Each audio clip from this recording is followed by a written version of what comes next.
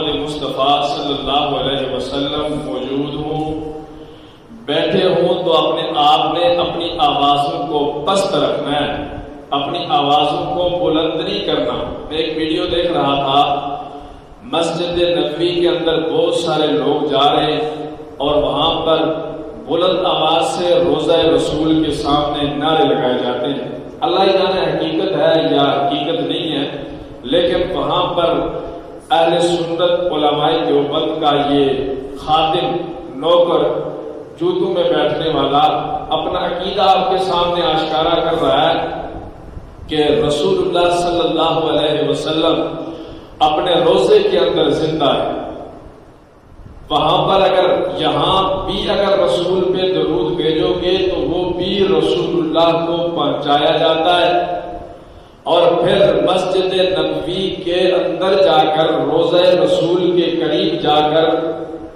وہاں رسول اللہ کی مسجد کے احاطے میں جا کر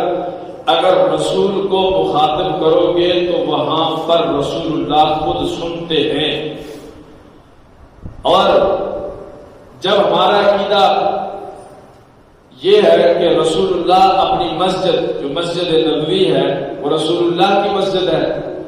اور اس مسجد کے اندر وہ زندہ ہیں اپنے روزے کے اندر، وہاں جا کر کے اگر زور سے بولو گے تو رسول اللہ کو تکلیف ہوگی، اور قرآن کے ضابطے اور قانون کے مطابق لا ترفعوا اصواتکم فوق صوت النبی، اللہ نے منع فرمایا کہ رسول اللہ کی موجودگی میں اپنی آوازوں کو بلند نہ کرو بلکہ اپنی آوازوں کو پست رکھو۔ اب روضہ رسول کے اندر مسجد نبوی کے صحن میں اگر یہ کیفیت بنتی ہے تو اس طرح کرنے والے لوگوں کو میں تو کچھ نہیں کہتا، قرآن نے بتا دیا ہے، اگر رسول کی موجودگی میں اپنی آوازوں کو بلند کرو گے تو ان تحبط اعمالکم وانتم لا تشعرون، بلند کرو گے رسول اللہ کی موجودگی میں اپنی آوازوں کو تو اللہ تمہارے اعمال کو ضائع کر دیں گے۔ اب جن حضرات کا یہ عقیدہ ہے کہ رسول اللہ ہماری مسجد میں بھی موجود ہیں، ان کو چاہیے کہ پھر اپنی مسجدوں میں بھی اس طرح بلند آواز سے نہ بولیں، تاکہ رسول اللہ کی بے ادبی اور گستاخی میں اس بات کی طرف نہیں جاتا کہ رسول اللہ یہاں موجود ہیں یا نہیں ہیں۔